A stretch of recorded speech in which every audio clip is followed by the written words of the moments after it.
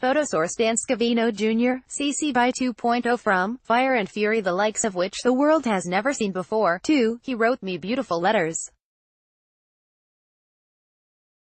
We fell in love. From calling Kim Jong-un of North Korea the Rocket Man, to Chairman Kim.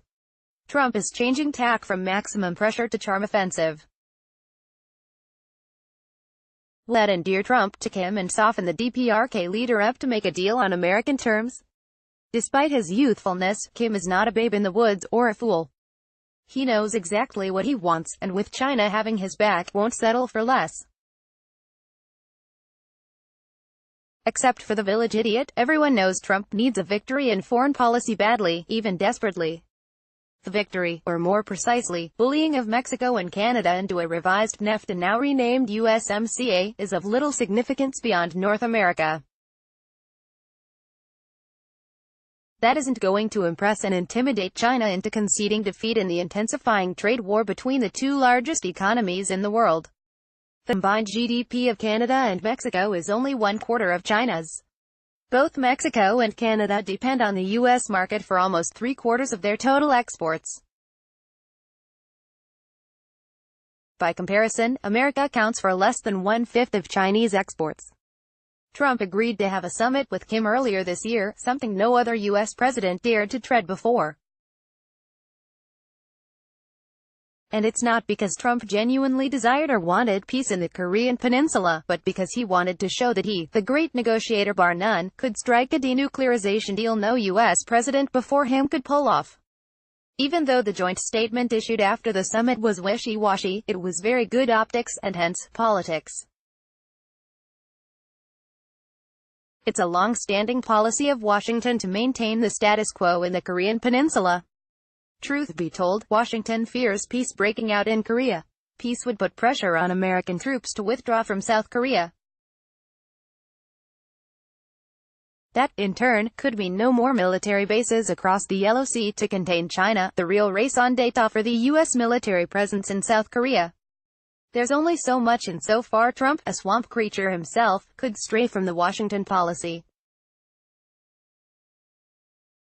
Trump had to sack Tillerson, who openly and vehemently opposed the Trump-Kim summit. Another detractor, Bolton, was sidelined and told to shut his trap, in exchange for having more say on the policy towards Iran.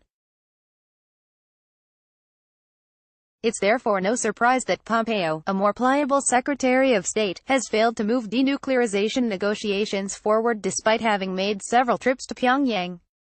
Pompeo basically dictated the terms, requiring DPRK to give up its nuclear weapons completely first without any reciprocal incentives from the U.S. in the interim.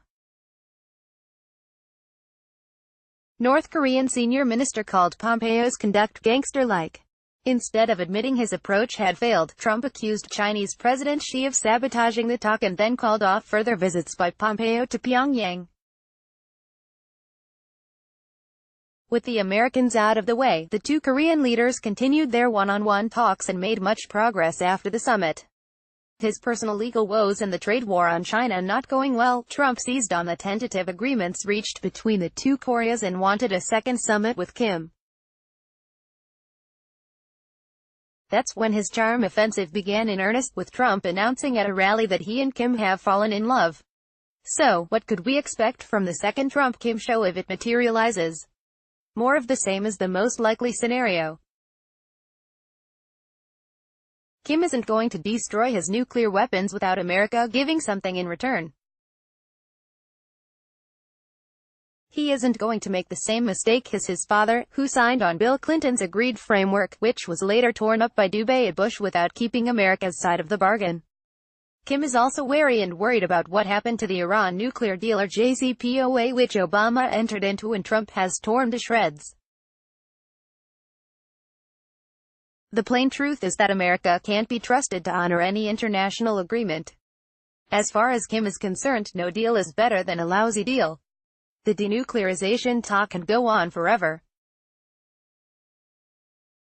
The good thing is that the on and off talk reduces tension on the peninsula. That's what Kim wants and needs, so that he can turn his attention to economic development.